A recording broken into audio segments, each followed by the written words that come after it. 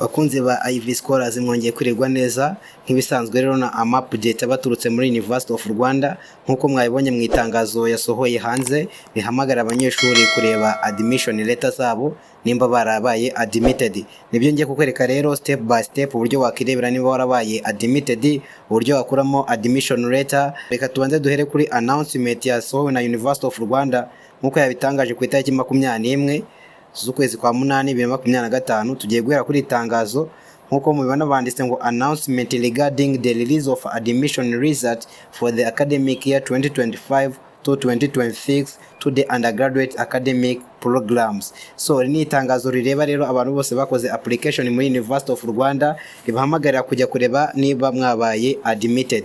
Reka tubanze turebe uburyo bwo kubona ko wabaye admitted, hanyuma nibyo ngiye kukwereka hano hasi. Reko mbere yuko mbigeraho reka manze ce mu itangazo kugira ngo turebe zatangajwe na University of Rwanda uburyo umunyeshuri ya checkinga nimba yabaye admitted. Nkuko mubibona mu itangazo rero ngiri hano, Office of the Vice Chancellor niwe warisohoye, yanditse ngo announcement regarding the release of admission results for the academic year 2025 to 2026 to the undergraduate academic program.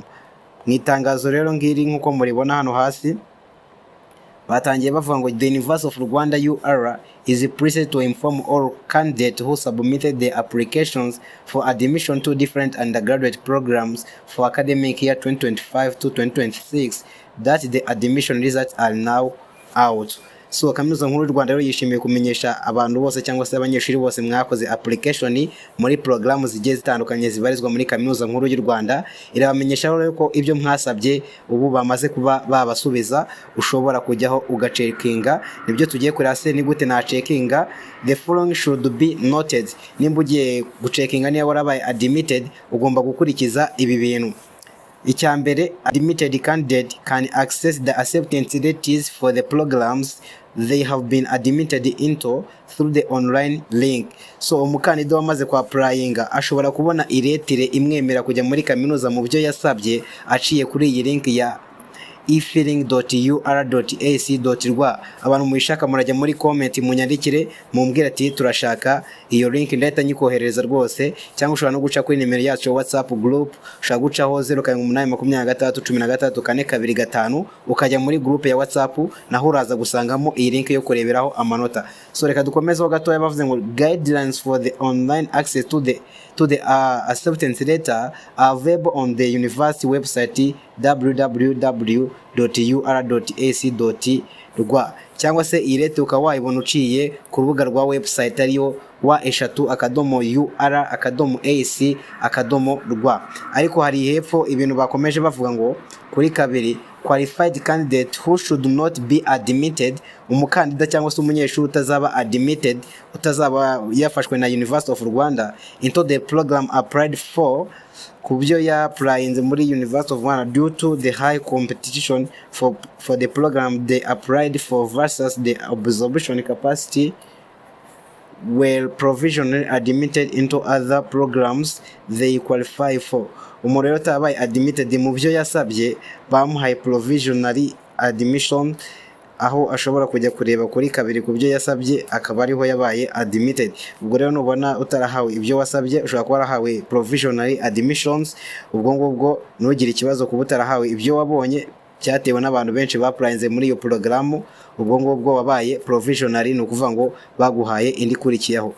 And subject to making registration as confirmation for acceptance to study those programs.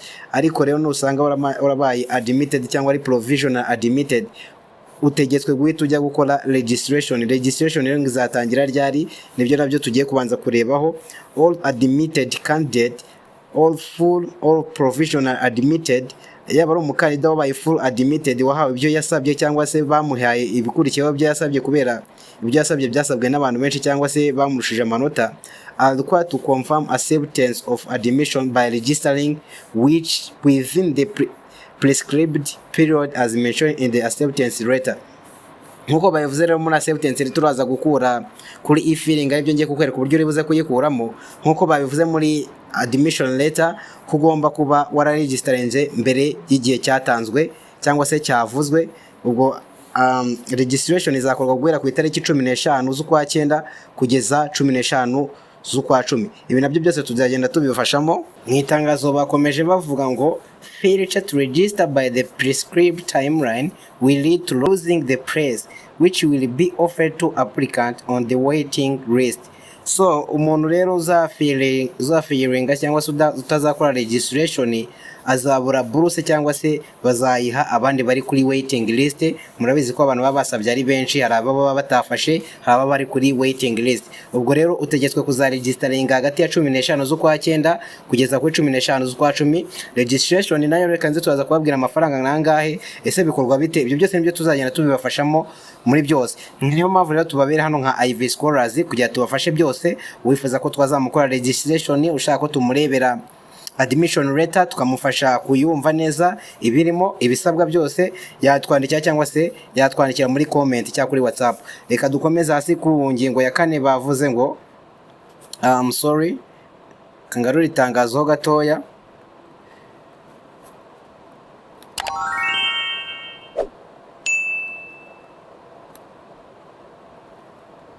Ku ngingo ya 4 bavuze ngo off-weighted aggregates in each academic program are available on the university website for any reference.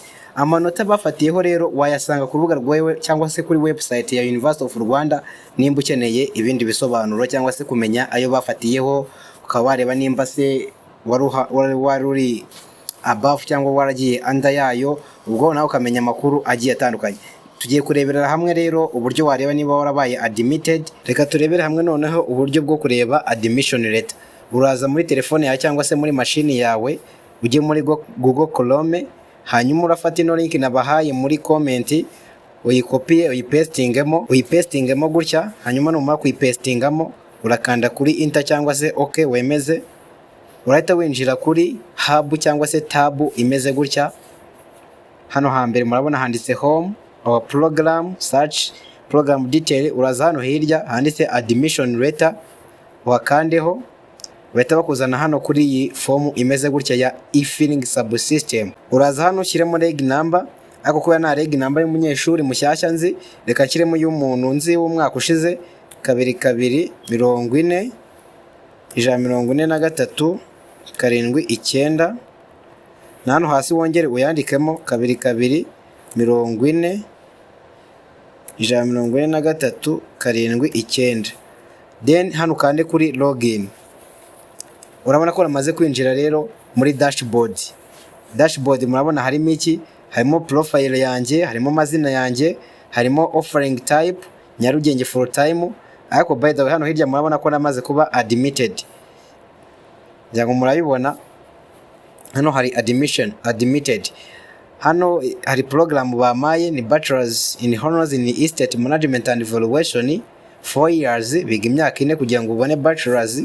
Hano admission ya nababwiye ko nashyizemo y'umunyeshuri umwaka ushize, ariko we haraba hariho 2025. Muranyihanganira ufite reg number ye yayima nkayishyiramo cyangwa se kugira ngo mwereke uko bikorwa neza, nifashije reg number y'umwaka ushize. Hanyuma uraza hano hasi kuri downloading admission letter yawe. Ngira ngo mabona tumaze downloading. Reka tuyisome twumve ibirimo. Urabona ko batangiye banyandikira date of issuance 20 May 2024. Mubyibuke neza nakoresheje reg number y'umunyeshuri w'ubushize, ariko namwe ubwo muraza kwiupdatinga mujyane nanjye murashyiramo reg number yo baguhaye. Batangiye bambwira itariki bamereye ino acceptance letter. Batangiye bavuga ngo dear Venuste Ishimwe student number, banshyira student number cyangwa registration number. I'm pleased to inform you that your application for admission to the University of Rwanda UR has been successful and you have been granted admission. Murabona ko nabaye granted, bamaye admission. Details of your admission are as follow. Ibindi rero izindi detaye nkuko bazivuza hano hasi. Admission status nabaye admitted. Program ni Bachelors in Honors in Estate Management and Evaluation. Year of study year 1. College of Science and Technology campus Nyarugenge full time day. Program duration 4 years. Murabona ko nibindi ni ibintu bya registration. Ubwo nawe rero niba wifuza ko tukurebera iby'umwaka watwandikira cyangwa se ukaba wajya muri comment ukatubwira ko niba ushaka ko tukurebera admission letter yawe. Murakoze cyane, ni IV Scholar TV. Ciao ciao.